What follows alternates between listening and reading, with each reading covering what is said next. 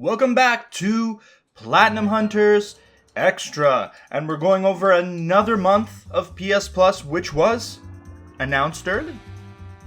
I like it when they do this. They had a state of play that was about a little more than halfway through February, and they said, why don't we just show it? Just give you the games that we're gonna have. And on screen now we have them. They are Battlefield 2042, Minecraft, Dungeons, and Code Vein. Very interesting month to say the least, and I'm gonna preface that this month there's a bit of grind, and we're gonna go over it in the trophy runs for these games and show you how to do them, and that will give you a good indication of what to expect if you decide to go for these platinum. But before that, they also showed a little bit into the future of the games hitting extra as well. They didn't show premium, but we've been kind of spoiled lately with premium. We got some pretty damn good games, but in extra they showed a little taste, because this isn't the full amount of games that are going to hit in March, but we got Rainbow Six Extraction, Immortals Phoenix Rising, Ghostwire Tokyo, Uncharted Legacy of Thieves Collection, so that includes Uncharted 4 and Uncharted Lost Legacy, and as well we got Tchia, which is going to be a day one release because that game is not out yet. It's hitting March 21st. It will hit right on day one. I'm going to check it out. It looks very charming, and you know me, Mr. Platformer, I have to try these games out. I love platformers. This game kind of reminds me of an experience like what's that game? Concrete Genie. So I feel like it's going to be kind of like a fun short experience just like that. But let's get into it. Our first game, the one that everybody has their ears perked up to, that's Battlefield 2042, and look at this cacophony on screen right now. Whoa, I didn't know it was this bad.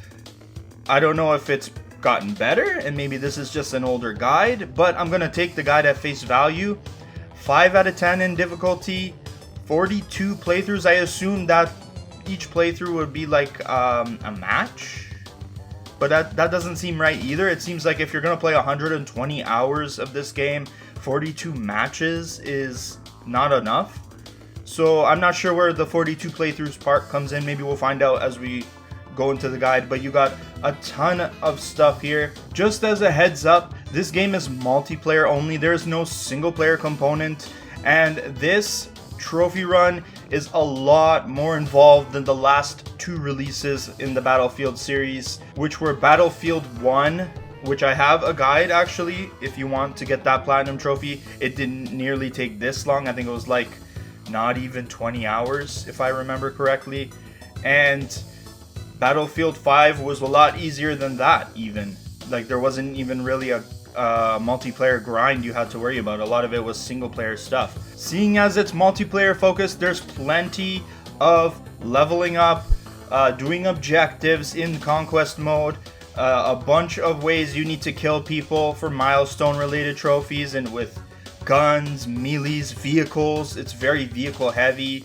Then there's stuff like travel 25 kilometers without using vehicles, first place in your squad.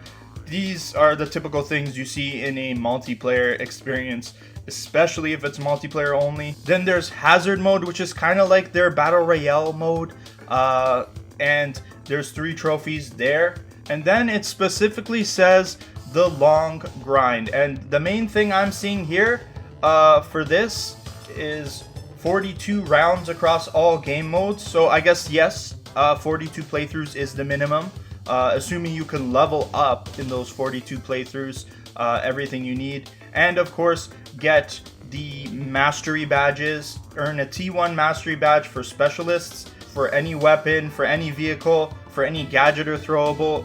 And when I click over to one of those so we can take a deep dive into it, it's tier 1, and it says tier 1 has high milestones that will take hours of playing to reach. Fortunately, you only need to do 1 mastery badge in 4 different categories for the platinum trophy, and that takes 120 hours apparently. So yeah, if you like Battlefield and you're willing to spend this much time into the game, then this is a go for you. But if you're not a huge multiplayer guy, I think this game is a skip for you, especially with the fact that it keeps changing, and it had a very rough launch, buggy. I'm sure it's sort of fixed now, but you know how these things go. These multiplayer games are never perfect. Keep that in mind. Maybe this is a try kind of game, like just get your feet wet, play a little bit of matches, just have a little bit of fun with it. If you want the plat, you're going to have to invest big time into this one. If you want to get something quick and easy for this month, Minecraft Dungeons is the game for you to play. This is essentially Diablo with a Minecraft skin, and this is probably the game you're going to want to play if you're just looking to get a plat. However, if you're a list completionist, I don't think you might want to get into this one unless you're really serious about doing it, because when I see over here 105 trophies, I don't think 105 trophies is in the main set. No, that means there's lots and lots of DLC to do. But let's check out just the main plat. That's what we're here for. So it says first thing to do, complete your first playthrough of the game, and there's a whole bunch of trophies there for doing story related stuff, defeating a certain amount of enemies, leveling up, you know, the kind of things you have in a Diablo game as you play. Adventure mode, which is a second playthrough, and they say this is like New Game Plus mode. So this is where you're going to get to max level and keep going. Apocalypse mode, which is the highest difficulty, so there is a high difficulty playthrough here. Some things that you have to do on Apocalypse difficulty, and then your cleanup stage where you're just cleaning up whatever's left. There is a multiplayer component to it. It says revive the down friend 20 times. So as you can see here, life of the party, there is a one multiplayer component to it. Can you do it split screen? It says offline co-op.